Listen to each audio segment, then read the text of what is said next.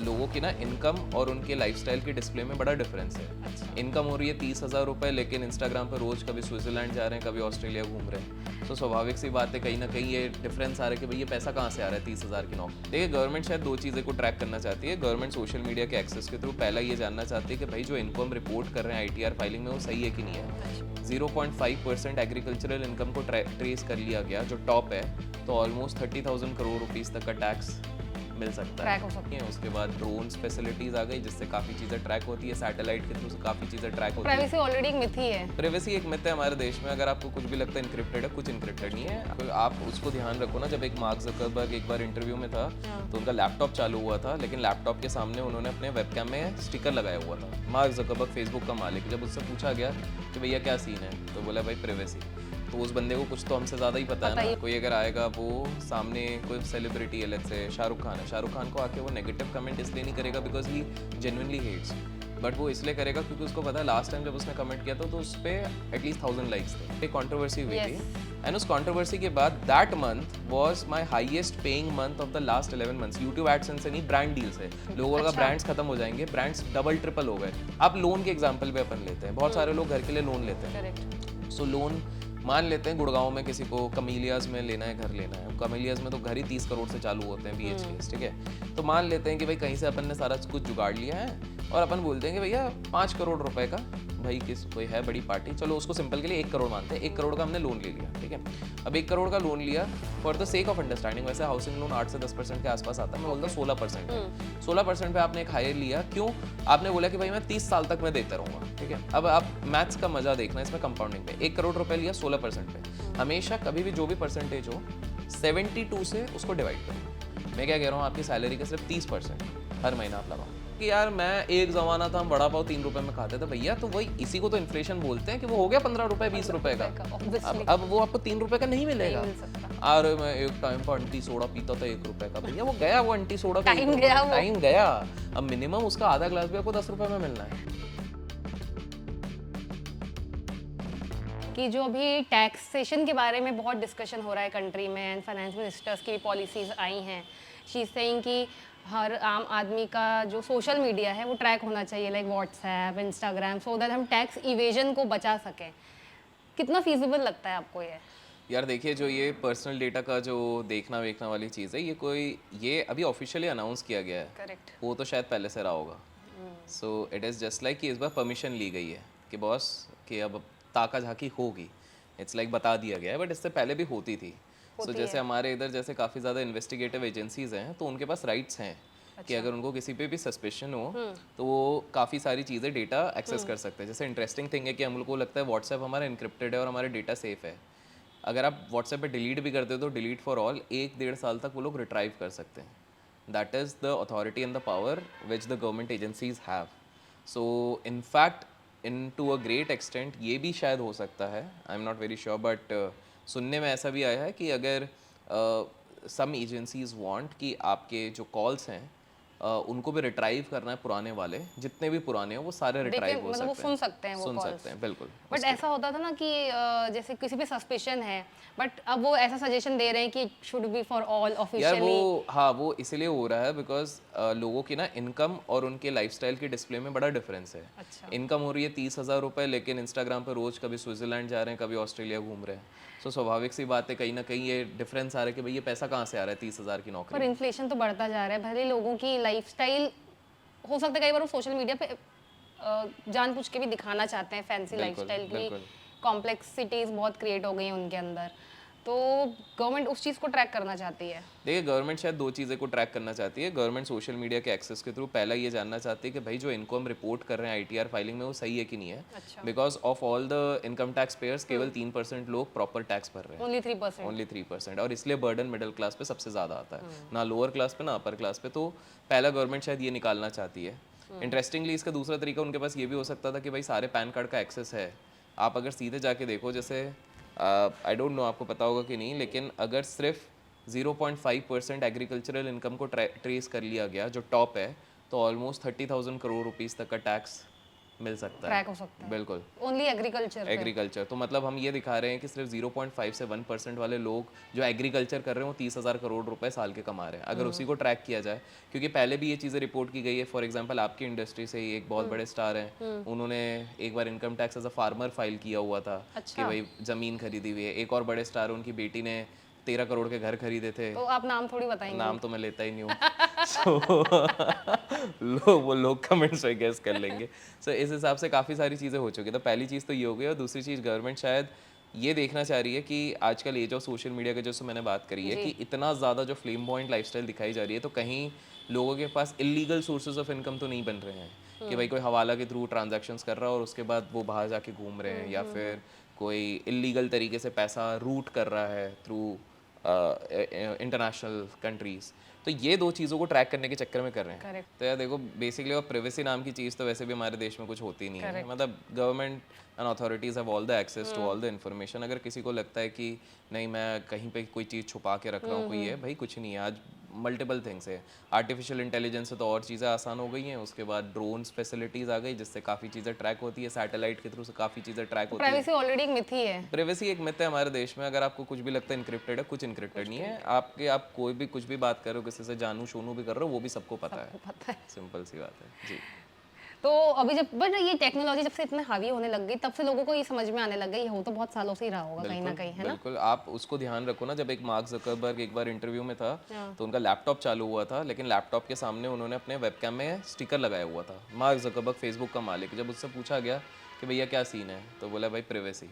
तो उस बंदे को कुछ तो हमसे ज़्यादा ही पता है ना। मतलब उसको ये तक पता है कि वेबकैम, और सबसे ज़्यादा लोग लैपटॉप अपने बेडरूम में रखते हैं। बेडरूम सो जस्ट इमेजिन, आपका अगर लैपटॉप बंद भी है, क्योंकि वो तो उसके ऊपर लगा के रख रहा है, तो जस्ट इमेजिन जब आपका बंद भी, यू डोंट नो। तभी आपने नोटिस करा होगा, बहुत बार ऐसा होता है कि हम लोग काफ़ी चीज़ें टाइप भी नहीं करते, हमने सिर्फ किसी को बोली होती है, और शायद फ़ोन पे भी नहीं, हम बात भी कर वो रहे हैं। आजकल ज्यादा हो रहा है। एग्जैक्टली मैं आपको बता रहा हूँ, हमने स्पीति की बात करी है, 2 दिन के अंदर देखना आपको स्पीति का कुछ ना कुछ तो दिख जाएगा। तो इंस्टाग्राम में, तो फेसबुक, कहीं ना कहीं कॉन्स्टेंटली मोबाइल अब आपको सुन रहा है, वो एल्गोरिदम वैसे ट्रैक कर देता है। एब्सोल्युटली। वो बिल्कुल मतलब आउट ऑफ द ब्लू, वो बिल्कुल, और आपको लगता है अरे भाई मतलब क्या ही मिरेकल हो गया, कोइंसिडेंस। वो कोई कोइंसिडेंस नहीं है। This is the technology which is tracking everything. And आजकल आपने ये तो देखा ही होगा कि लोगों को वीडियोस बनाने का कितना क्रेज है। बिल्कुल। सो वो वाली चीज़ नहीं रह गई कि जैसे मैं रोड पे रैंडमली किसी का भी वीडियो बना सकती हूँ। तो वो मुझे थोड़ा डेंजरस लगता है फ्यूचरिस्टिक पॉइंट ऑफ व्यू से, कि जैसे कोई बैठा हुआ है, नोबडी इज हेल्पिंग एनीवन, बस वो वीडियो बना के डाल देते हैं रील्स पे, सोशल मीडिया पे। बिल्कुल। तो दे आर नॉट कंसर्न, थोड़ा हम इनसेंसिटिव भी होते जा रहे हैं। हो गए हैं। I think social media has to do a lot with it. Actually क्या हो गया कि सब लोग सोशल मीडिया लाइक्स के पीछे भाग रहे हैं, क्लाउड के पीछे भाग रहे हैं। एक व्यक्ति कोई अगर आएगा, वो सामने कोई सेलिब्रिटी है, लेट्स से शाहरुख खान है, शाहरुख खान को आके वो नेगेटिव कमेंट इसलिए नहीं करेगा because he genuinely hates, but वो इसलिए करेगा क्योंकि उसको पता है लास्ट टाइम जब उसने कमेंट किया था तो उस पर एटलीस्ट 1000 लाइक्स थे। तो वो उनके लिए वैलिडेशन मेट्रिक बन जाता है कि यार मैंने शाहरुख को कुछ बोला, मेरे को 1000 लाइक आ गए। तो उनका जीवन ही वो 1000 लाइक है। What they don't understand is कि शाहरुख जो भी कर रहा है, जो भी बोल रहा है, उसके थ्रू वो पैसे कमा रहा है।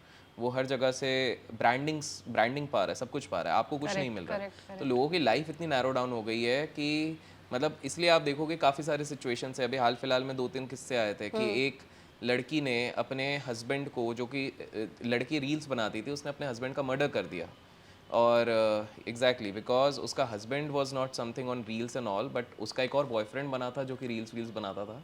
तो ये दोनों ने मिली भगत करके हस्बैंड को ही निपटा दिया कि भाई अपनी जोड़ी अच्छी है, हस्बैंड जाए भाड़ में। तो मॉरल्स तो वैसे भी खत्म हो बिल्कुल, चुके हैं, बट मॉरल्स के अलावा लोग मर्डर जैसी बड़ी चीज करने से नॉट हिचक जस्ट नहीं रहे मर्डर, हैं। आप लाइफ की वैल्यू, एक आपने अभी हाल फिलहाल में अगर इंसिडेंट सुना होगा, तो एक 30 ईयर ओल्ड लड़की जिसके 1 मिलियन फॉलोअर्स थे इंस्टाग्राम पे, वो लॉ पढ़ी हुई है, लॉयर है, बट वो इंस्टाग्राम पे कर रही थी एंड वो काफ़ी फ्रस्ट्रेटेड थी बिकॉज एल्गोरिदम उसको पुश नहीं कर रहा था और उसके फॉलोअर्स काउंट कम हो रहे थे।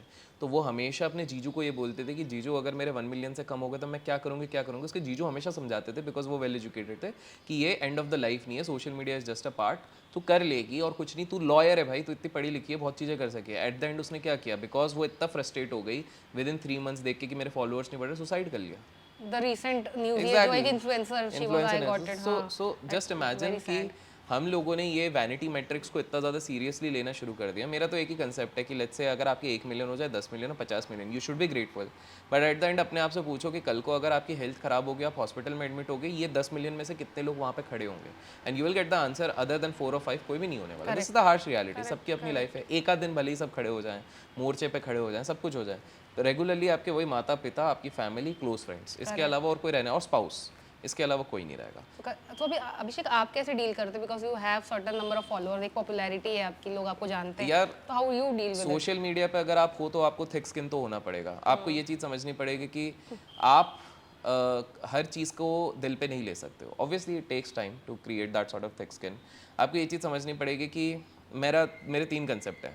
पहला है 10 ईयर कंसेप्ट। अगर कोई चीज़, किसी का ओपिनियन मेरे को 10 साल में अफेक्ट करेगा तो मैं उसको सीरियसली लूँगा, अदरवाइज नहीं। एंड अगर आप इसको डीपली सोचोगे तो सिवाय आपके माता पिता, आपके हस्बैंड वाइफ, बॉयफ्रेंड गर्लफ्रेंड, ये क्लोज फ्रेंड्स, इसके अलावा कोई मैटर नहीं करेगा। करेक्ट। क्या 10 साल बाद ये चीज़ मैटर करेगी? लेट्स से अगर आज मेरे को कोई एक एनोनिमस आईडी या कोई भी बंदा आके मेरे को गाली देता है, मैं आज ऑफेंड हो जाऊंगा क्योंकि मैं ह्यूमन बीइंग हूँ। लेकिन क्या 10 साल बाद मैटर करेगी? नहीं करेगी। तो मेरा वो कंसेप्ट है, 10 साल बाद मैटर नहीं करेगी तो भाड़ में जाए। मेरा हमेशा मानना है fame comes at a cost. आप अगर बोलोगे मेरे को फेम भी चाहिए और मेरे को सब लोग सिर्फ प्यार ही करें, it is impossible. It's impossible. आपको अगर ध्यान होगा, अमिताभ बच्चन जी के साथ ऐसा हो गया था कि एक बार मीडिया ने उनको बॉयकॉट भी कर दिया था। Today we don't talk about it. Media ने 2 साल तक उनको कवर नहीं किया था बिकॉज एक प्रेस कॉन्फ्रेंस में अमिताभ बच्चन ने एरोगेंटली बोल दिया था कि यार मेरे को मीडिया की जरूरत नहीं है, क्योंकि उनकी प्राइवेसी इवेड हो रही थी। उन्होंने उस कॉन्टेक्स्ट में बोला था। बिल्कुल। तो मीडिया वालों ने अपना एक डिसाइड किया, नहीं करेंगे। फिर बाद में 2 साल बाद अमिताभ जी ने खुद एक प्रेस कॉन्फ्रेंस करके बोला कि भाई मेरा ये कंटेक्स्ट था, ऐसा कुछ नहीं है। Then again things went to normal. Again आपको याद होगा अमिताभ बच्चन जी ने कुछ पॉलिटिकल कुछ कमेंट्स किए थे एक ज़माने पे, तो जिसके चक्कर में बहुत लोग उनके ऑफेंड हो गए थे कि भाई ये कैसे ही तुमने दूसरी पार्टी ले ली, ये ले ली। But again everything talking about Shahrukh Khan, तो शाहरुख खान के जब बेटे के साथ जो बहुत बड़ा एक केस चल रहा था उस समय पे एग्जैक्टली सब ने उनको ऊपर वो सब किया। बट फिर क्या हो गया, the moment he came out of it and then this movie came, I think Pathaan या फिर जवान आई थी, उसमें उन्होंने डायलॉग भी दिए थे। और उसके बाद आप देखो कि आज जब हम बात करें मेट गाला में, he is the first Bollywood male celebrity to represent at Met Gala. तो पॉइंट ये है कि ये सब ना ट्रांजिटरी होता है। मतलब जितना मेरे को समझ में आया, लोगों का रिटेंशन बहुत कम है। 2-3 दिन बात करेंगे, 4 दिन बात करेंगे, भूल जाएंगे। दूसरा, बहुत गरीबों का घर भी चलता है। जैसे सलमान खान खुद बोलते हैं कि भैया मीडिया वालों को अगर मैं बाइट देना बंद कर दूं तो उनका घर नहीं चलेगा। तो लाइकवाइज आई डू अंडरस्टैंड। मतलब मेरे को काफ़ी लोग बोलते हैं 100-150 पेजेस होंगे जो मेरी रील्स को रीपोस्ट करते रहते हैं, मेरे को पता भी नहीं है। बहुत सारे कुछ मीम्स बनाएंगे, ये बनाएंगे, बट बेचारों का घर चल रहा है। सो आई नीड टू अंडरस्टैंड कि वो एट द एंड वो क्यों पड़ोस वाले शर्मा जी पे नहीं बना रहे, मुझ पे बना रहे। कुछ तो बात होगी, उनको पता है व्यूज अभिषेक के नाम पे आएंगे। So they are trying to do that. That's part of the game कहीं ना कहीं। And see every publicity is a good publicity, या बिकॉज पीपल डोंट रियलाइज। अभी हाल फिलहाल में, I don't want to talk about that controversy, मेरी एक कंट्रोवर्सी हुई थी एंड उस कंट्रोवर्सी के बाद that month was my highest paying month of the last 11 months. YouTube AdSense से नहीं, ब्रांड डील से। लोगों का ब्रांड्स खत्म हो जाएंगे, ब्रांड्स डबल ट्रिपल हो गए। And I had put up a statement too, एक ब्रांड था जो पीछे हो रहा था, मैंने बोला देख लो भैया ये चीज़ 2-3 महीने की है, 2-3 महीने के अंदर सॉल्व हो जाएगी। सॉल्व हो गई ना, इसके बाद 3x मेरा दाम है। और गलती से अगर मैं बिग बॉस आ गया तो फिर वो सोच लो। तो ब्रांड ने इमीडिएटली बोला, साल भर का क्लोजर कर दिया कि भाई साल भर का हमारा डील कर लो। अच्छा, साल भर का डील आपने क्लोज करा, बिकॉज़ कंट्रोवर्सी वैसे देखा जाए तो आर्टिस्ट के लिए तो दैट इज गुड, बेनिफिशियल है। हाँ, अब depends how the artist is actually taking it. अभी फॉर एग्जांपल आपकी जो कम्युनिटी है सेलिब्रिटीज़ की, तो आपने एक चीज़ देखी होगी, बहुत सारे लोग डिप्रेस होकर सुसाइड भी कर लेते हैं because they are not able to take it. कि यार इनफैक्ट काफ़ी ज़्यादा हॉलीवुड के सेलिब्रिटीज़, जस्टिन बीबर खुद बोलता है मैं अपने इंस्टाग्राम की हेट नहीं ले पा रहा था। ये तो मतलब बोलना आसान है बट वो थिक स्किन लाना बड़ा मुश्किल होता है, इट टेक्स टाइम। तो उसके लिए ना, इसीलिए आप नोटिस करोगे धीरे धीरे जितना बड़ा कोई फॉलोअर काउंट में बढ़ता है या कहीं पे भी बढ़ता है ना, they deliberately stop responding to comments. इसलिए नहीं कि उनको वो नहीं चाहते रिस्पॉन्ड, बट वो उनको पता है कि that one single unnecessary baseless comment उनका पूरा दिन खा सकता है। Correct correct. तो वो चाहते हैं कि देखना ही नहीं है भाई, तुम अपना लड़ो, तुम अपना कुछ जो करना है करो, उनको फर्क ही नहीं पड़ रहा है।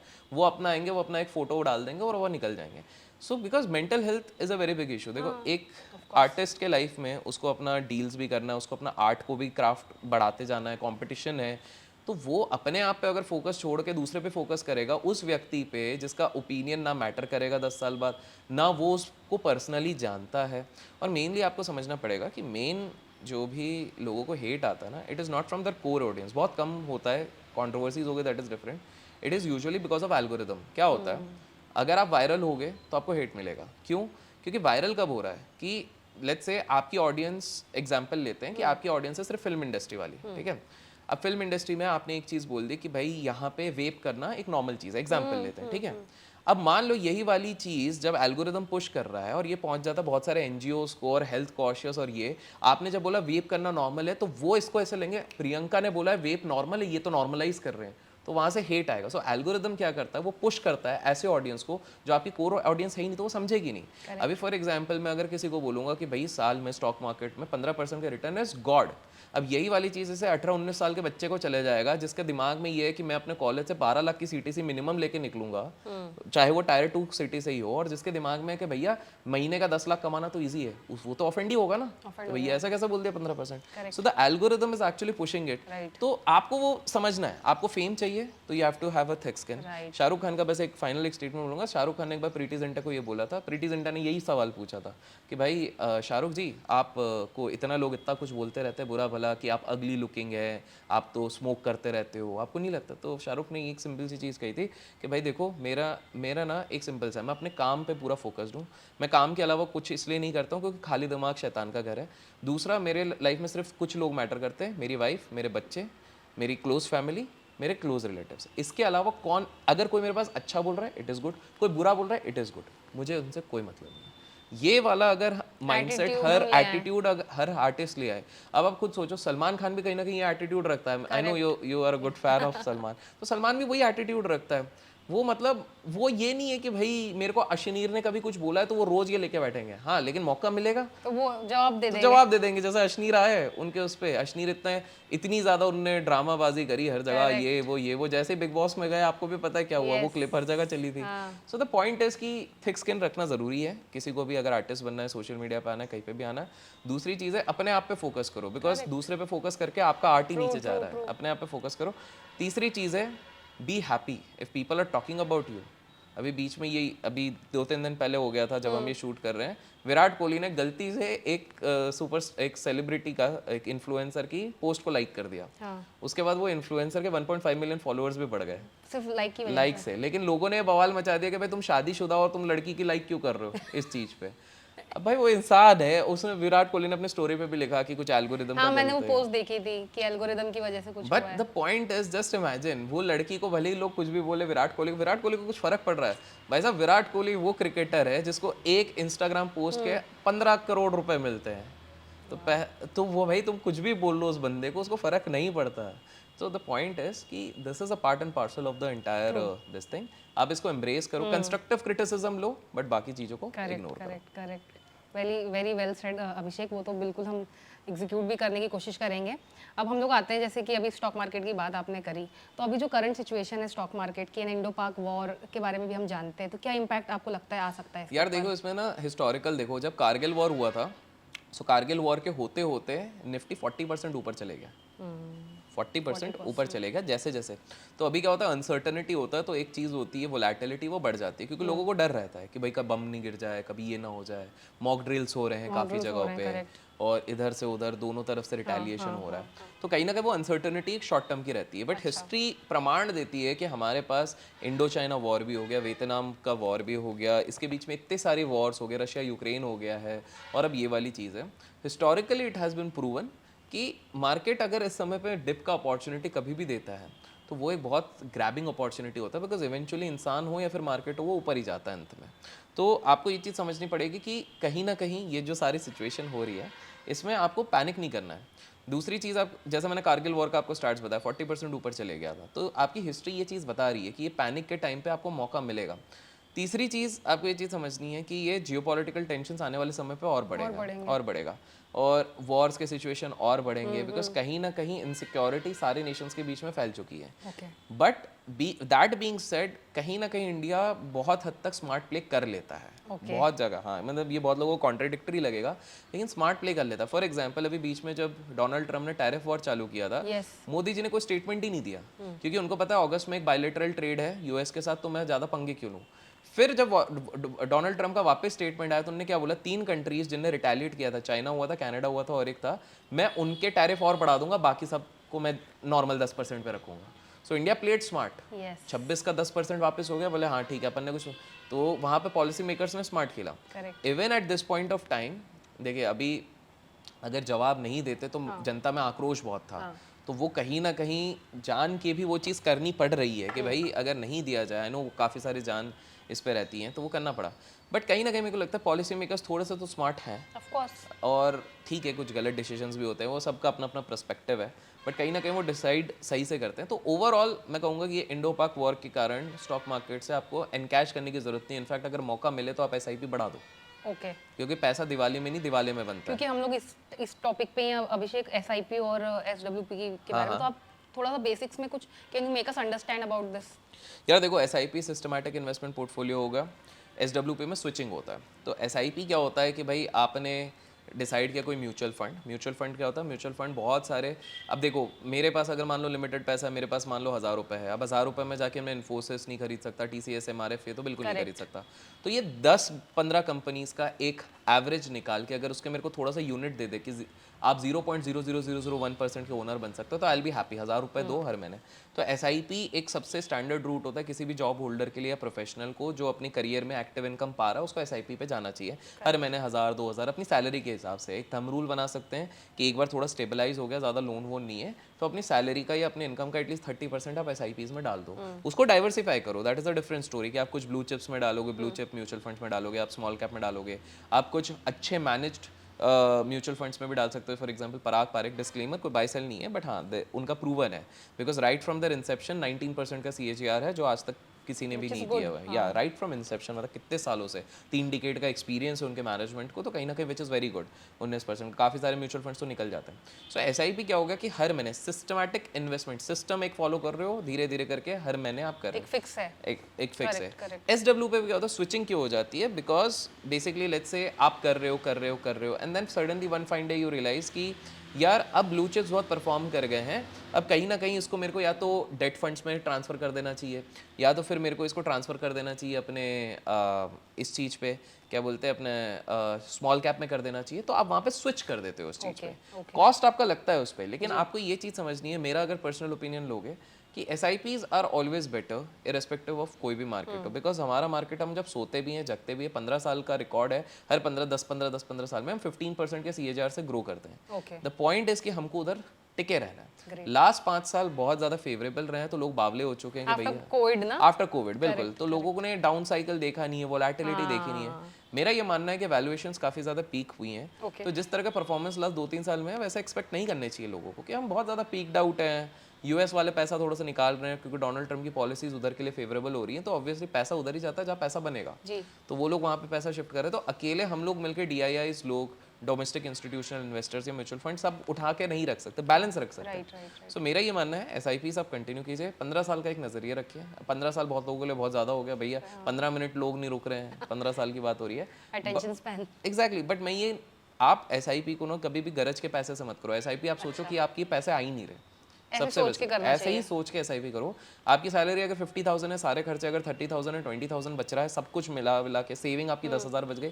अब ये जो 10,000 बचा है, ये आपके मंथ के एंड में नहीं, मंथ के स्टार्टिंग में कट जाना चाहिए SIP में। अच्छा। हाँ, लोग गलती क्या करते हैं, एंड तक वेट करते हैं, और एंड में क्या होता है फिर, चलो ये भी ले लेते हैं वो भी ले लेते हैं, वो डिसिप्लिन नहीं रहता है। एग्जैक्टली, आपके पहले ही 10,000 कट गए, आप मान के चलो मेरी सैलरी 40,000 है, 50,000 है ही नहीं, तो क्या होगा कि वो 10,000 अभी छोटा दिखेगा, लेकिन जैसे कि सेव होता जाएगा। एग्जैक्टली, बफेट साहब कहते हैं, एडिसन कहते हैं कि भैया 7th वंडर है कंपाउंडिंग, वो ऐसे कंपाउंड होगा क्योंकि इसका सिंपल सा मैथ्स है कि जो मैं बहुत बार बता भी चुका हूँ, बट इसको एक सिंपल सा अगर मैं इस तरह से देखूँ कि आप लोन के एग्जाम्पल पे अपन लेते हैं, बहुत सारे लोग घर के लिए लोन लेते हैं। करेक्ट। सो लोन मान लेते हैं गुड़गांव में किसी को कमीलियाज में लेना है, घर लेना है, कमीलियाज में तो घर ही 30 करोड़ से चालू होते हैं BHK, ठीक है। तो मान लेते हैं कि भाई कहीं से अपन ने सारा कुछ जुगाड़ लिया है और अपन बोलते हैं कि भैया 5 करोड़ रुपए का, भाई किस कोई है बड़ी पार्टी, चलो उसको सिंपल के लिए 1 करोड़ मानते हैं, 1 करोड़ का हमने लोन ले लिया, ठीक है। अब 1 करोड़ का लोन लिया for the sake of understanding, वैसे हाउसिंग लोन 8 से 10% के आसपास आता है, मैं बोलता 16% है। 16% पे आपने एक हायर लिया, क्यों? आपने बोला कि भाई मैं 30 साल तक मैं देता रहूंगा, ठीक है। अब आप मैथ्स का मजा देखना इसमें, कंपाउंडिंग पे 1 करोड़ रुपए लिया 16% पे, हमेशा कभी भी जो भी परसेंटेज हो 72 से उसको डिवाइड कर दो, 72 से डिवाइड कर दो, ठीक है। तो यहाँ के केस में अगर आप देखते हो करीब करीब 4-4.5 साल के आसपास आता है। ये वो टाइम होता है जिसमें पैसा डबल होता है, ठीक है। तो अब देखते हैं 1 करोड़ आपने 30-35 साल के लिए ले लिए हैं कि भाई क्योंकि ज़्यादा टाइम क्यों लेते लोन, ताकि EMIs कम पड़े, करेक्ट। तो अगर मान लो 1 करोड़ लिया, 1 करोड़ 4 साल में कितना हो जाएगा, 2 करोड़, उसके अगले 4 साल में ये 2 करोड़ डबल हो जाएगा 4 करोड़, 4 करोड़ होगा 8 करोड़, 8 करोड़ होगा 16, 16 करोड़ होगा 32 करोड़, 32 करोड़ हो जाएगा 64 करोड़। आप जब तक ये लोन पे बैक करोगे आपका 1 करोड़ का आप 64 करोड़ दे चुके होगे, अगर आप 30-35 साल तक देते जा रहे हो। वाओ, इसी को आप इन्वेस्टिंग में लगा दो। इन्वेस्टिंग अगर आपने 16%, मैं 16 इसलिए बोला है बिकॉज मार्केट में 15-16% अगर देख रहे हो तो सही में अगर किसी के पास है 1 करोड़ या 1 लाख भी है तो अब ये देखो ना, आपका 1 करोड़ का हमने 62 करोड़ आपके लाइफ टाइम में कर लिया। अब कुछ लोग बोलेंगे लेकिन उस उम्र में वो 62 करोड़, मैंने ये नहीं कहा कि भाई आप सारे खर्चे रोक दो, मैं क्या कह रहा हूँ आपकी सैलरी का सिर्फ 30% हर महीना आप लगाओ, दैट्स इट। करेक्ट। 30% तो आप लगा ही सकते हो ना, 30% लगाओ, बाकी आप उड़ाओ भाई, मस्त ऐश करो। पर क्या अभी भी लोगों में डर रहता है कि वो सारी अपनी इनकम स्पेंड कर लेते हैं, पर इन्वेस्ट करने में डरते हैं कि कहीं ये डूब ना जाए? यार देखो, सिंपल सी बात है, इन्वेस्टमेंट में डर कब होना चाहिए, जब आप बहुत अनरियलिस्टिक रिटर्न्स को चेस कर रहे हो। सिंपल सी बात है, रिटर्न्स तो आपको फिक्स डिपॉजिट भी देगा, पीपीएफ भी देगा, सेविंग्स अकाउंट भी देगा।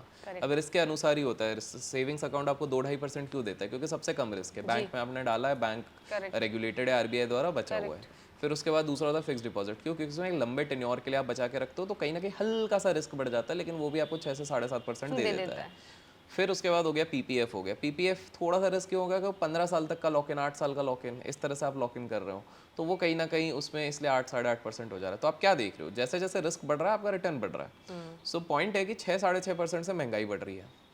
अभी उससे भी बेटर इंटरेस्टिंग आपको फैक्ट बताता हूँ। यहाँ पर जब बात आ गई है कि स्वाभाविक सी बात है, आपकी जो ऑडियंस हमको देख रही है, जो इस पर्टिकुलर पॉडकास्ट को अगर उनको पसंद आ रहा है लाइक कर देना गाइस, तो ये मैंने CTA दे दिया आपके लिए। तो एक चीज़ ये है कि अगर वो देख रही हैं तो कहीं ना कहीं वो फैमिली प्लानिंग करेंगे, वो बच्चे करेंगे। अब आपको एक स्टार्टलिंग फैक्ट बताते हैं। हम लोगों ने तो आसपास ही पढ़ाई करी हुई है, Yes. तो हमें पता है हमारा क्या एक्सपेंसेस रहा होगा। बट इंटरेस्टिंग चीज़ मैं आपको बताता हूँ कि आज के समय पे महंगाई अगर 6-6.5% से बढ़ रही है, एजुकेशनल इन्फ्लेशन 10 से 12% पे बढ़ रहा है मिनिमम। बैंगलोर में प्री स्कूल का दाम 2 लाख रुपए हो चुका है। Pre school. अब आपको एक और शॉकिंग फैक्ट बताता हूँ। बहुत सारे लोग क्या होता है, फाइनेंशियल प्लानिंग नहीं करते और बच्चा कर लेते हैं। यस, अब तो जो हिलाने वाला फैक्ट बताऊंगा और मैं उसको पूरा डिकोड करके बताऊंगा, and then will come to your point, क्यों इन्वेस्टमेंट जरूरी है, इसका आंसर मिलेगा। Okay. आज के समय पे अगर एक बच्चे को मेट्रो सिटी में, याद रखिए मेट्रो सिटी में आपको बर्थ देते हो 2025 में, ठीक है, 2025 में पालना शुरू करते हो, और आप चाहते हो उसको अबव एवरेज एजुकेशन मिले, मतलब एक डिसेंट जो होता है ना प्राइवेट स्कूल, वो मिले, तो उसके 25 साल तक का, क्योंकि इंडिया में इतना तक तो खर्चा करते ही है 3.5 करोड़ रुपए का खर्चा है टोटल। 3.5 करोड़। अब आप बोलोगे अरे इतना पैसा नहीं है, बच्चा करें कि नहीं करे, ये नहीं करे वो नहीं करे, क्योंकि इसका मैथ्स आप सिंपल सा समझो। 12% के हिसाब से एजुकेशनल इन्फ्लेशन बढ़ रही है। जो एजुकेशन एक समय पे 5,000 पे होती थी, वही फीस हो गई 1 लाख रुपए। पहली चीज़ 5,000 की 1 लाख 20। मैं एक बार चेक कर रहा था मेरे स्कूल की फीस, मैं तो अच्छा हुआ सही टाइम पे निकल गया, 28 गुना बढ़ गई है अभी, 28 गुना, ठीक है। ऊपर से वो नए दूसरी चीज़ें भी होती है ना, समर वेकेशन 1.5 महीने के जैसे अभी चल रहे हैं, समर कैंप चलते हैं, ये वो दुनिया भर की चीज़ें। तो पहली चीज़ है कॉस्ट ऑफ लिविंग बढ़ गया है, दूसरी चीज़ है cost of raising the kid बढ़ गया, तीसरी चीज़ है कि कहीं करीब उसकी स्कूलिंग तक ही आज के समय पे, अब वो एक बार में इसलिए नहीं पता लगेगा क्योंकि वो हर महीने जा रहा है, तो करीब करीब उनके स्कूलिंग तक ही ऑलमोस्ट 50 से 55 लाख रुपए जाने हैं, ठीक है। प्लस उसको रेज करने के भी, तो उसको खिलाओगे पिलाओगे, उसको कुछ ना कुछ एक्टिविटीज़, आजकल तो बिना एक्टिविटीज़ के करवाना नहीं है। फिर आपका क्या हो जाता है कि आप अगर सिंपल से आज बात करो, Indian school of business ISB आपको पता होगा, उसकी साल भर की फीस 44 लाख रुपीज़ है। 44 लाख रुपीज़ ये सिर्फ ISB की है। Top IIMs range is between 20 to 35 lakh rupees जा चुका है, 20 से 35-40 लाख रुपए जा चुका है, ठीक है। बाहर अगर गलती से आपके बच्चे ने बोल दिया कि लंदन बिजनेस स्कूल पढ़ना या हार्वर्ड, और वो गलती से वो अब्रॉड पढ़ना चाह रहे हैं, तो अब 2 करोड़ तो उधर ही, 1.5-2 करोड़ तो उधर ही चले गया। सो आप टोटल अगर आप निकालते हो लाइफस्टाइल एक्सपेंसेस के साथ साथ, सिर्फ बच्चे के खर्च बता रहा हूँ मैं, हाँ, तो ये करीब करीब आपके पास आ रहा है 3.5 करोड़ रुपए। अब इसमें डरने की जरूरत नहीं है, मेट्रोस की बात कर रहा हूँ। तो इसका पॉइंट क्या आ रहा है, इसका पॉइंट ये आ रहा है कि आप अगर बच्चे करते हो तो आपको अपना एक्टिव इनकम बढ़ाना पड़ेगा, एंड इस पे ब्रेक इवन करने के लिए 1.7 लाख रुपीज़ का पर मंथ कपल्स का इनकम होना चाहिए। So now you would understand क्यों मजबूरी में एक लड़का सिर्फ काम करता है बैंगलोर में, लेकिन वो अपनी वाइफ को भी क्यों बोलता है कि भाई आप भी काम करो। Nowadays it's very important. Correct. And अब आपको ये भी समझ में आ रहा है कि in places like Bangalore, Delhi, Mumbai, after 6-7-8 years of experience लोग उतना कमा रहे हैं, मतलब एवरेज कमाना शुरू कर दिए। मैं मेट्रोस की बात कर रहा हूँ, मुंबई, पुणे, बैंगलोर IT वाले कमाते हैं उतना। सो द पॉइंट इज, अब इसलिए वो लोग मैनेज कर पा रहे हैं कि भाई लड़का अगर मान लो आईआईटी का पास आउट है तो भैया उसके महीने के कुछ भी कर लो 3 लाख रुपए आ रहे हैं, 3-3.5 लाख रुपए, बहुत अच्छे से अगर उसने पढ़ाई कर ली है, एक्सपीरियंस हो गया, मैं बोल रहा हूँ 5-6 साल, तो वो बैंगलोर में कमा रहा है 3 लाख रुपए, वाइफ कमा रही है 70-80 हज़ार रुपए। तो अब ये क्या हो जा रहा है, वाइफ बहुत ज़्यादा एक्सपेंसेस देख रही है, घर के दोनों मिक्स कर रहे हैं, तो इनके पास 1-1.5 लाख बच जाते हैं जिससे कि वो साल के एक इंटरनेशनल ट्रिप कर ले रहे हैं। सो द पॉइंट इज, पहला इन्वेस्टमेंट क्यों ज़रूरी है, क्योंकि ये एक्सपेंसेस बढ़ रहा है। बिकॉज मैंने लाइफस्टाइल एक्सपेंसेस की बात करी है, तो हम सबकी भी आप देखिए लाइफस्टाइल एक्सपेंसेस बढ़ चुकी हैं। पहले हमारा एक्सपेंस सिर्फ रहता था, क्या रहता था कि एक घर का D2H रहता था, उसका रहता था। अब हमको OTT का अलग से हमको पे करना है। करेक्ट। फिर उसके बाद मोबाइल के सब्सक्रिप्शन, इंटरनेट के बिना तो हम जीवन जी नहीं सकते, तो इंटरनेट हो गया, घर का वाईफाई हो गया। अब मोबाइल के भी, जैसे हम अभी बात करते हैं, एप्लीकेशंस हो गए, उनके अलग रिफिल करते रहो। आते हैं। आईफोन ले लो, वैसे भी स्टोरेज की अलग ही वो लगी रहती है, तो भाई आईफोन का स्टोरेज ले लो गूगल पे। तो ये धीरे धीरे वो लाइफस्टाइल, जो चीज़ हम 3,000 में मेंटेन करते थे, अब उसी के लिए हमको एटलीस्ट 10,000, 12,000, 15,000 लग रहे हैं। As simple as that. Rentals, आप बैंगलोर चले जाओ, मुंबई चले जाओ, आपको भी पता है रेंटल्स क्या है। सो टायर 2 टायर 3 सिटीज तो भी बच्चे, लेकिन वहाँ पर भी वो ट्रेंड आते जा रहा है, रेंटल्स बढ़ते जा रहे हैं। बाहर तो अलग ही चल रहा है भैया, मतलब अच्छे लोकेशन पे आप कॉट बेसिस पे मुंबई पे ले लो, वहीं पे 20,000 रुपए चले जा रहे हैं। सर्वाइवल तो बहुत डिफिकल्ट होता जा रहा है for a person who is earning good enough. Exactly. तो अब आपके लिए इसलिए बहुत ज़्यादा ज़रूरी हो जाता है कि आपको इन्वेस्टमेंट करना ही पड़ेगा, क्योंकि वही चीज़ हो गई कि यार मैं, एक ज़माना था हम वड़ा पाव 3 रुपए में खाते थे भैया, तो वही इसी को तो इन्फ्लेशन बोलते हैं कि वो हो गया 15 रुपए 20 रुपए का। अब वो आपको 3 रुपए का नहीं मिलेगा। अरे मैं एक टाइम पर अंटी सोडा पीता था 1 रुपए का, भैया वो गया, वो अंटी सोडा का टाइम गया। अब मिनिमम उसका आधा ग्लास भी आपको 10 रुपए में मिलना है। So you have to be prepared कि ये लाइफस्टाइल एक्सपेंसेस आपके बढ़ रहे हैं, आप जितना भी कर लो, तो इसलिए आप बेयर मिनिमम पे सर्वाइव ही नहीं कर पाओगे। रेंट इतना महंगा है, घर इतने महंगे हो गए हैं। घर भाई आज एक नॉर्मल इंसान फैमिली रेस करना चाहता है, कहीं पर भी घर रेस करने जा रहा है, घर बनाना चाह रहा है, उसको 40 लाख तो कहीं से कहीं तक लगना ही है मिनिमम। ये वो मैं बोल रहा हूँ कि भाई वो बेयर मिनिमम कर रहा है। अब उसमें भी वो सीन है कि वो कल को फैमिली प्लानिंग 2 बच्चे अगर करने के सोच रहा है, तो उसको वो देखना पड़ेगा एटलीस्ट 2 BHK हो भाई, क्योंकि बच्चे भी तो बड़े होंगे। हर बार तो मम्मी पापा अपने साइड में सुला नहीं सकते, उनको ढूंढना ही पड़ेगा कि भैया बाद में बोल दिया बड़े हो क्या तू वरंडा में सो, ऐसा तो कर नहीं सकते कि भैया तू हॉल में सो। आजकल के बच्चे तो पहले भाड़ में जाओ ऐसा करके निकल जाएंगे। So the point is, investment risky है, लेकिन अगर सोच समझ के किया जाए, एक लंबे, देखिए इन्वेस्टमेंट आपका सबसे कम रिस्की कब होगा, सिंपल, जब आपका इन्वेस्टमेंट का होराइजन बड़ा हो जाएगा, जब आपका इन्वेस्टमेंट का टाइम बड़ा हो जाएगा, तब रिस्क कम हो जाता है। और दूसरा, जब आप या तो सोच समझ के इन्वेस्ट कर रहे हैं, या तो फिर आप एक्सपर्ट की एडवाइस से कर रहे हैं। एक्सपर्ट को अगर आप अफोर्ड नहीं कर सकते, तो म्यूचुअल फंड के थ्रू आप जब इन्वेस्ट कर रहे हैं, तब आपका इन्वेस्टमेंट लॉन्ग टाइम पे आपको रिटर्न देगा। अगर आप खुद से कर रहे हैं तो आपको पढ़ना पड़ेगा। सिंपल सी बात है प्रियंका, आप बताइए, अमेजोन पे बिग बिलियन सेल आता है, बिग बिलियन सेल जब आता है, तब हम 10 जगह पे पता करते हैं कि ये पावर बैंक लेना है, तो 3 लोगों से बोलेंगे, 4 रिव्यूज देखते हैं, 15 बार कंपैरिजन करते हैं, फिर लेते हैं। करेक्ट। और यहाँ पर हमको 10,000 का स्टॉक लेना होता है, अरे उसने बोला है 10,000 का स्टॉक लेना, हम ले लेते हैं, ओ गिर गया।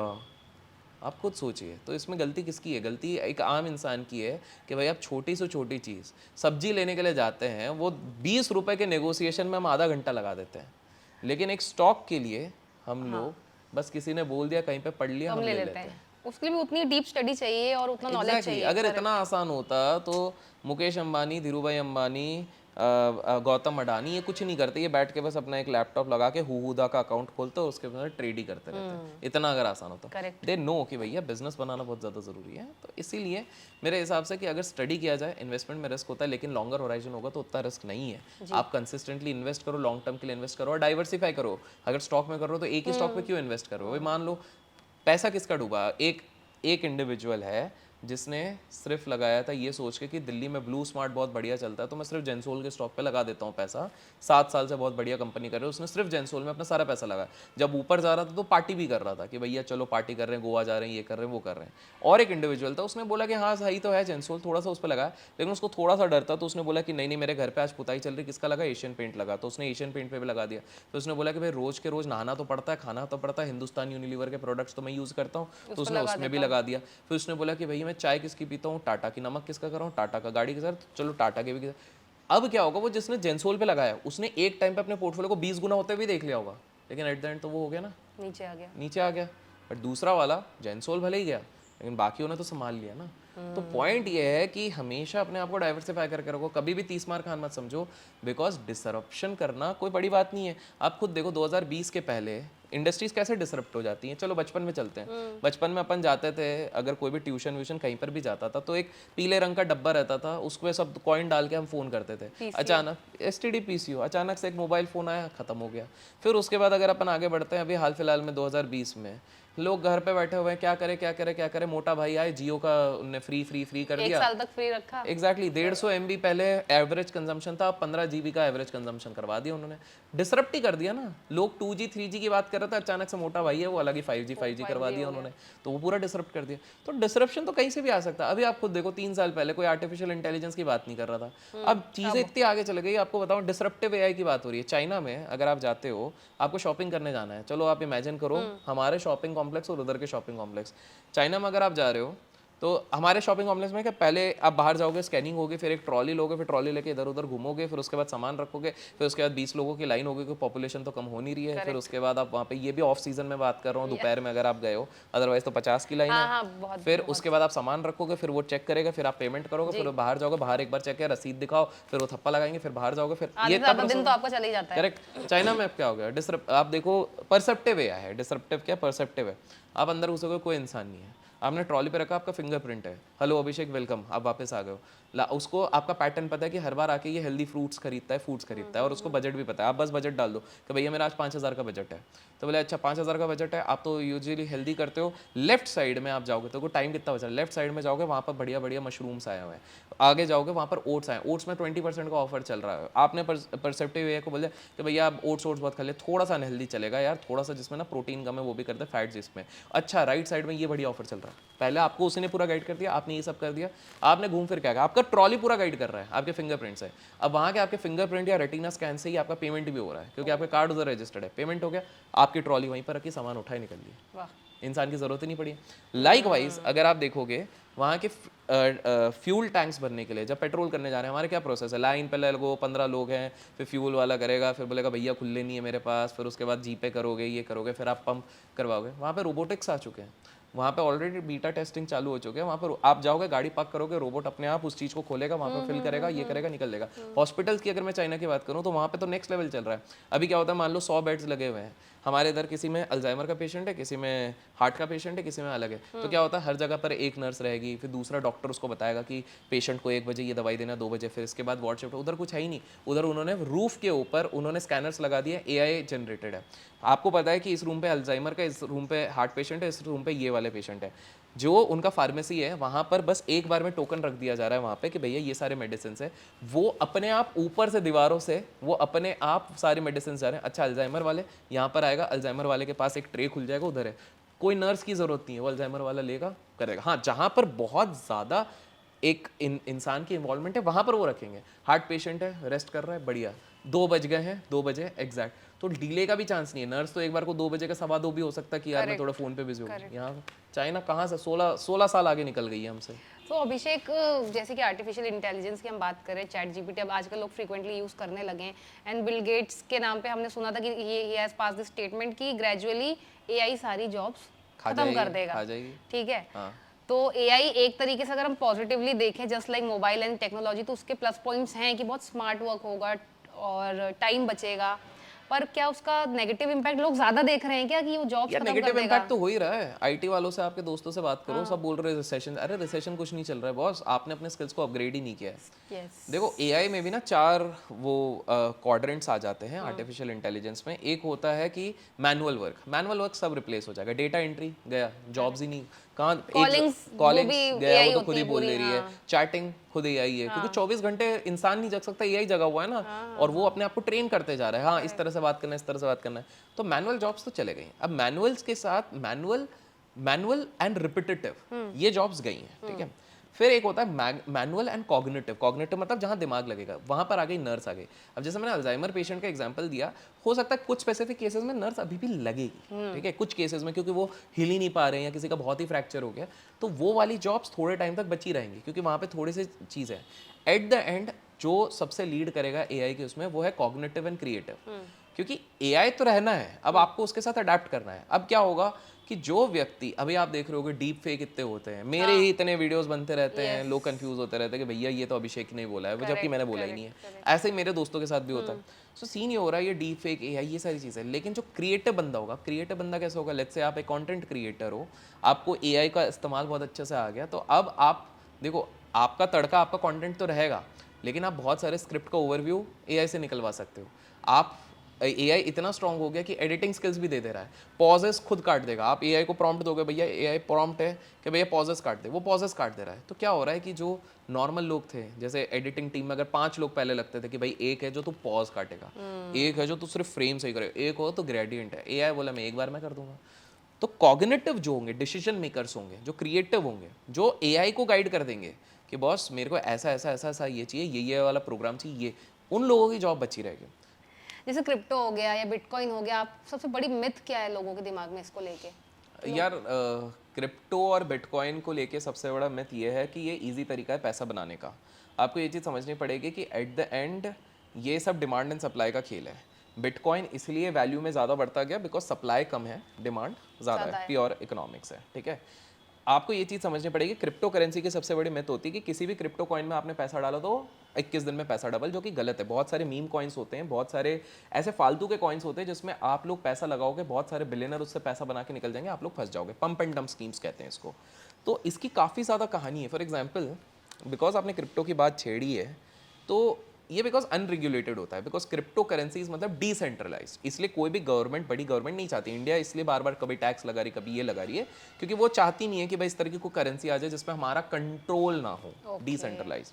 तो इसका एक किस्सा हुआ था आज से 5-6 साल पहले, जिसमें कि एक एक्सचेंज बनी थी। 7 साल तक उस एक्सचेंज के ओनर ने, जो कि सिर्फ 30 साल का था, उसने पेंट हाउस लिए, चॉपर ले लिया, सब ले लिया, बहुत आलीशान वो सब कर दिया, सारा चीज़ कर दिया। लेकिन वो लफड़ा क्या कर रहा था कि जितने लोग भी वहाँ पे पैसा डिपॉजिट कर रहे थे, वो लोगों को लग रहा था वो क्रिप्टोज में लग रहे हैं, लेकिन वो लग नहीं रहा था, ठीक है। और वो सारा पैसे को उसने बिटकॉइन में कन्वर्ट करके अचानक से गायब कर दिए थे, ठीक है। और उसके बाद एक दिन उसने घोषणा कर दी कि हम तो बैंकरप्ट हो गए। इंटरेस्टिंगली उस समय पे ये व्यक्ति पता है कहाँ पर गया था घूमने के लिए अपनी वाइफ के साथ? जयपुर। अच्छा। और जयपुर में उसने, उसका डेथ हो गया, उसकी डेथ सर्टिफिकेट में उसकी फ़ोटो गलत है, ठीक है, नाम गलत है, लेकिन उन लोगों ने क्लेम ये किया कि उसको कोई एक रेयर डिजीज़ हो गई जयपुर में जाके, कोई वायरस लग गया जिसके चक्कर में उसकी डेथ हो गई, ठीक है। आज तक वो $600 मिलियन के जो बिटकॉइन है वो कहाँ गए, कैसे गए, किसी को नहीं पता। और लोगों का सस्पेशन ये है कि ये बंदे ने सब कुछ प्लान करके किया है और अपना डेथ भी उसने फेक किया हुआ है। उसके 2 रीज़न है। पहला कि ये अपनी ट्रिप में जाने के पहले इसने अपनी वसीयत लिखी, उसमें अपने दोनों कुत्तों के नाम पे उसने $1-1 मिलियन रखा। अच्छा। पहली चीज़ कि जाने के पहले वसीयत, वो भी वैकेशन में जाने से पहले। दूसरी चीज़ ये हो गई कि वही जो उसकी डेथ हुई है जयपुर में, तो उसमें डेथ सर्टिफिकेट में नाम गलत है, डेड बॉडी उसकी बर्न कर दी गई। जबकि अगर ज्यूइश कल्चर या क्रिश्चियन कल्चर में हम जाते हैं तो बर्न वाला सीन ही नहीं रहता, वो लोग तो गाड़ते हैं। तो यहाँ पे बर्न क्यों किया गया? ऐसा बोला गया कि इंडियन ट्रेडिशन, ऐसा कोई होता नहीं है। सो ये कुछ सस्पेशन है काफ़ी सारे लोग क्रिप्टो करेंसीज में। तो फॉर एग्जांपल बिटकॉइन जिसने निकाला है, आज तक किसी ने उसका चेहरा ही नहीं देखा है। अब ये सबसे काफ़ी सारे लोगों को लगता है कि बिटकॉइन निकालने वाला कोई और नहीं, इलॉन मस्क खुद है। अच्छा। अब ये लोग बेटर जानते होंगे कौन है, वो उनके डाउट्स हैं। तो क्रिप्टो करेंसीज और बिटकॉइन का सबसे बड़ा मिथ ये है कि इजी तरीका है पैसा कमाने का, नहीं है। अगर किसी में यूटिलिटी रहेगी, उसका यूजेज है, तो वो आगे जाएगा, अगर नहीं है तो वो किसी तरह खत्म हो जाएगा। आपने जो केस बताया वो सॉल्व नहीं हुआ आज तक? नहीं हुआ है। ऐसे काफ़ी ज़्यादा केसेस हैं, ये तो एक केसेस है। दुर्भाग्यवश इंटरनेशनल केसेस में भी क्रिप्टो के स्कैम्स में कोई ना कोई इंडियन का नाम आ जाता है। आ ही जाता है। सो ये तो पता नहीं क्या है सिस्टम, बट ये चीज़ देखी गई है। जानती हूँ कि आप बहुत डाइवर्सिफाइड आपकी profile, other than your profession also, आप घूमते फिरते रहते हो और कुछ ना कुछ इंटरेस्टिंग चीज़ें आपकी हम देखते रहते हैं सोशल मीडिया पे। तो मैंने देखा है कि आप जैसे मेडिटेशन को भी बहुत फॉलो करते हो, तो are you connected with like Osho को भी आप क्या फॉलो करते हो क्या? यार देखिए, ओशो की बातें मेरे को सही लगती हैं। मैं ये बहुत बार कह चुका हूँ, मैं भी कहूँगा कि ओशो एक ऐसे व्यक्ति हैं जिन्होंने पॉलिटिशियंस, मैनेजर्स, बहुत बड़े बड़े लोगों की विचारधाराओं को चैलेंज किया हुआ है। उनकी बातें उन्होंने जो 70s 80s में कही है, आज भी उतनी ज़्यादा वैलिड है। ओशो एकमात्र ऐसा इंसान है जिनने बिना अस्त्र शस्त्र उठाए पूरे यूएस इकोनॉमी को, यूएस के गवर्नमेंट को हिला दिया था। यूएस की गवर्नमेंट उनको मारना चाहती थी, इस हद तक आ चुकी थी। तो कहीं ना कहीं कुछ तो बात है।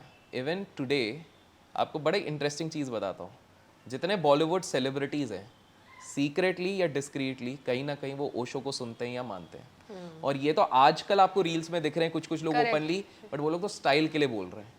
But there are people who have read. आप किसी भी बड़े डायरेक्टर प्रोड्यूसर के घर पे जाओगे जो बुक्स पढ़ता है, कहीं ना कहीं आपको ओशो की बुक ऑफ सीक्रेट्स या कोई ना कोई किताब आपको वहाँ पे मिल जाएगी। This is the reality. अब आपको ये चीज़ समझना, कंट्रोवर्शियल फिगर तो वो रहे हैं, देखिए कोई भी महान इंसान कंट्रोवर्शियल होता ही है। सो वो तो है, बट वो कंट्रोवर्शियल क्यों हुए? क्योंकि विचारधाराएं ऐसी थी कि लोग कहीं से भी उनको पकड़ना चाहते थे। अगर आप नेटफ्लिक्स में एक डॉक्यूमेंट्री भी है वाइल्ड वेस्ट करके, उसमें अगर आप देखोगे तो वो एक्चुअली ओशो के अराउंड नहीं है, वो माँ शीला के अराउंड है कि माँ शीला ने क्या किया है। एट द एंड भी अगर आप उसको ध्यान से देखोगे तो ये चीज़ निकल रही है कि माँ शीला को गलत प्रूफ कराते कराते लोग वहां तक पहुंचे कि अच्छा ओशो उनके गुरु है तो ये भी गलत है। उनके ओशो के अराउंड तो कोई एविडेंस ही नहीं मिला कि उन्होंने गलत किया है। फूड पॉइजनिंग का एविडेंस किसके अगेंस्ट मिला था? Sheela and gang. Bomb blast का किसके against? Sheela and gang. Arms का किस पे? Sheela and gang. जो वायर टैंपरिंग था, शीला एंड गैंग। तो पॉइंट ये है कि I am still in the process of realising क्या सही है क्या गलत है। बट अगर आप ओपनली देखोगे, फॉर एग्जाम्पल ओशो की एक विचारधारा में अगर जाते जाते एक शेयर करता हूँ जो अब शायद लोगों को समझ में आएगा, आज से 20 साल पहले वो कहते थे। ओशो एक सिंपल सी चीज़ कहते थे, उसी रिश्ते में रहो जहाँ प्रेम है। जहाँ प्रेम नहीं है वो रिश्ता खत्म ही होना है। आज डाइवोर्स हो रहा है, क्यों हो रहा है?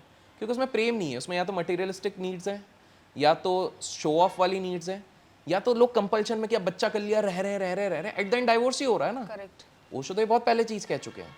ओशो ने कभी ये नहीं कहा कि भाई लोगों ने उसको इंटरप्रेट गलत कर दिया।